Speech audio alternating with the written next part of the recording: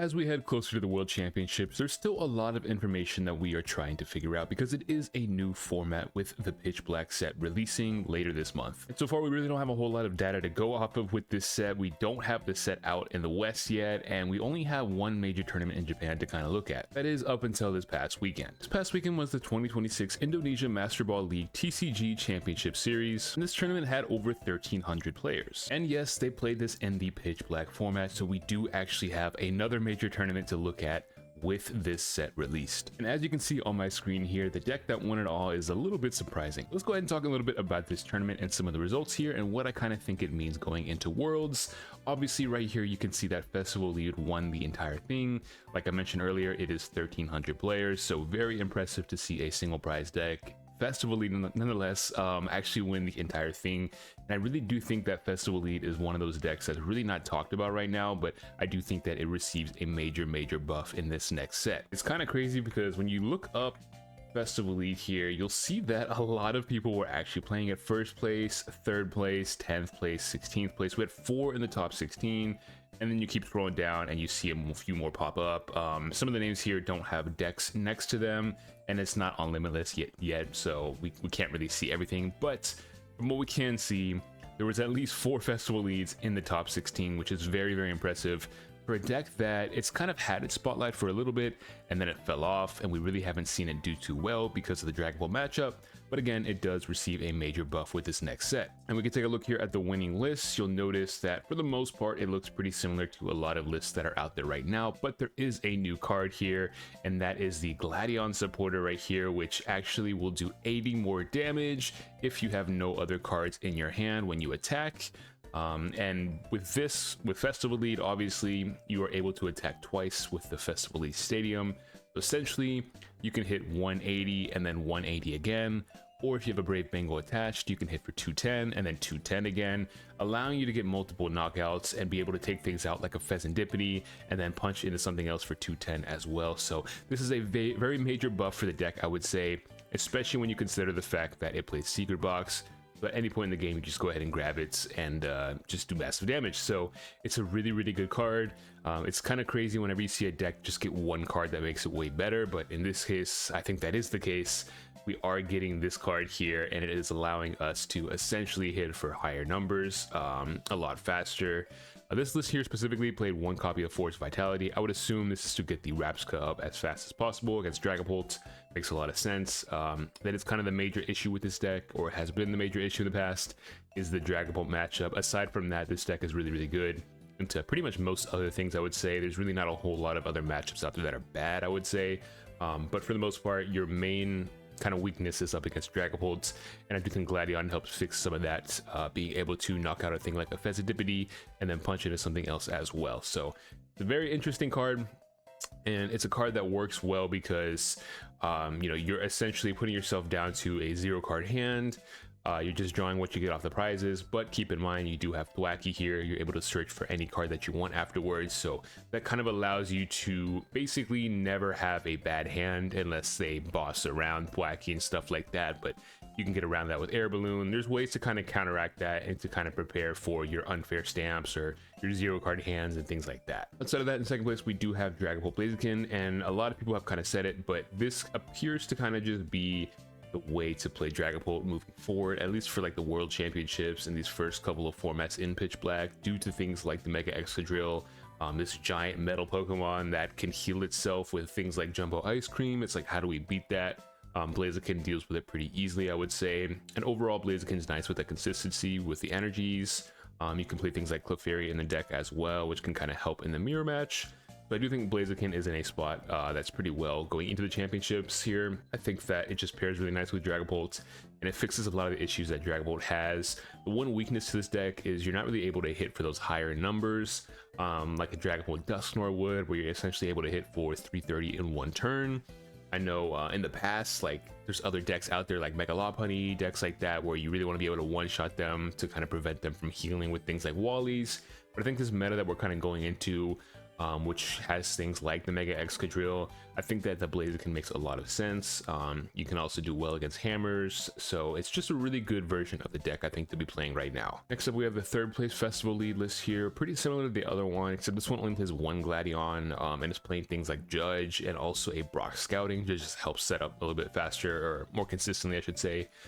This one is not playing the Force of Vitality, which I think is fine. I don't think you necessarily need to play it. It's just one of those cards where if you can find it with Secret Box, you can just kind of set up Rapska in that one turn. So it's really kind of optional depending on how much you value that.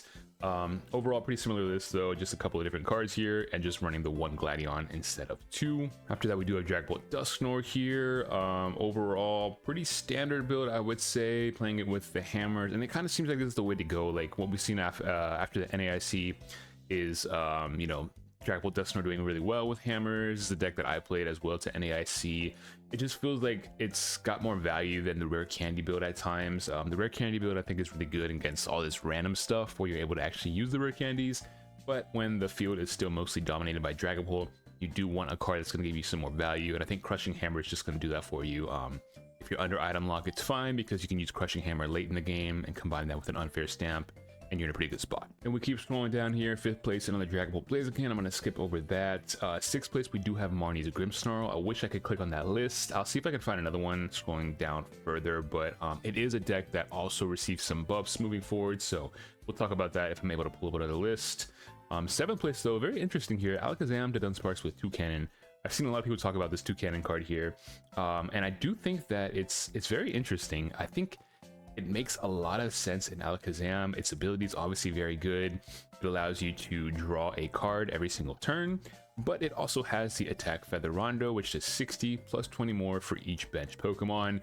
Now, this does fix a lot of problems for Alakazam because we now have a reliable attacker that can hit for high numbers against things that are not immune to Alakazam. You know, Alakazam only places damage counters, which is an effect. You can't hit things like Team Rocket's Articuno or the Pokemon that it protects. You can't get around things like Mist Energy if you're not able to get rid of the energies. And so 2 Cannon really fixes a lot of that. We now have an attacker that can kind of deal with that stuff while also being able to draw an extra card every single turn. So I think very interesting to include that with Alakazam. It makes a lot of sense. And then we'll keep scrolling down here. I'm going to kind of skip over all the stuff that we already talked about. I just want to kind of look at some of these more interesting decks here. We got Mega Starmie in 12th. Mega Starmie with Frostlass. We've seen kind of 2 versions of Mega Starmie with Dusknoir, one with Frostlass. I will say I think Frostlass has been a little bit more popular recently. Like, it's a deck that overall has kind of just fallen off, if we're being honest, but I do think that this is kind of more so the way to play. That makes a lot of sense. We've got a Slowking in 13th place here. Very interesting playing this Palmot. You may have this Pokemon also do 60 damage to itself and make your opponent's active Pokemon paralyzed. Okay, so now we have a way to paralyze. Makes a lot of sense. We've seen that with other decks as well, just to kind of, you know, get around really bad matchups. We've seen that with Zoroark, yeah, at NAIC with the Drapion, going for that paralysis in those bad matchups. So that's an interesting card here. This one's kind of the Smoochum build with a Zeraora that Ross played at NAIC. So pretty standard stuff here, except for that Palma. That's kind of a little bit unique. Then at 15th here, we have Hydrapple Meganium. This is a deck that I've been playing a lot and enjoying. This one going for the Regigigas to kind of deal with things like Dragapult. You're able to hit for 330. This is a good card, I think. It just kind of sucks sometimes when you start it. It's just one of those things, but I think it's a pretty good card overall. You can play this or the Tapu Bulu, obviously. So this one is opting for the Regigigas. Aside from that, it's a pretty standard deck, I would say. There's not a whole lot of cards that you really change with this. They are playing 1 copy of Festival Grounds, which is interesting.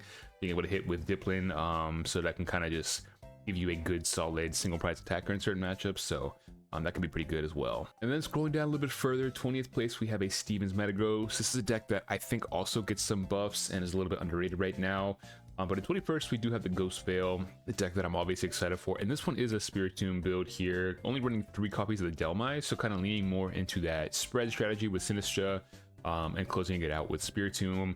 And this is what I actually talked about in my most recent video. I think Lucky Helmet is a really good card for this deck. They're actually playing 3 copies, which sounds kind of crazy to me. We got the Ruffian here, which I'm not sure what that's for. If I had to guess, maybe just to get rid of Mist Energy, or maybe even like in the mirror match, like to get rid of things like Legacy Energy. I could see it being good for that as well. And then running the Brilliant Blender, obviously, to just be able to discard since you are playing the Spiritomb. So makes a lot of sense for this version of the deck. And again, I'm really excited for this deck. Like I keep saying it, you know, I hope that it gets more results, but right here we have a top 32. That's the highest that we've got. And then in 25th, scrolling a little bit further, we do have our first Mega Excadrill here.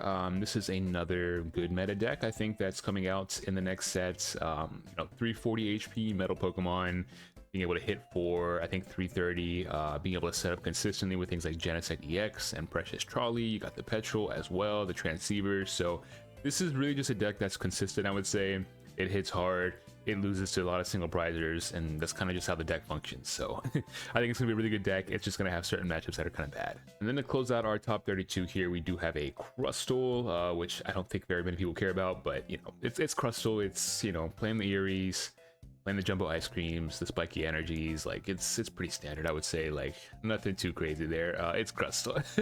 So yeah, that's the top 32 there. Just wanted to kind of quickly go over some of those decks. I'm just scrolling down a little bit further, seeing what else is interesting here. Got a Dragapult with Team Rocket's Crobats. This is the one that I think, yeah, you get to place damage counters whenever you evolve it, and then you can like attack with it to shovel it back in, I believe. So kind of interesting. I think with Dragapult, it's just so versatile. There's so many ways you can play the deck. Like there's so many different versions of it. So yeah, here we go. Here's a Grimmsnarl. That's what I was looking for. Okay. So we have a Grimmsnarl list here. This one's playing one copy of Gwen.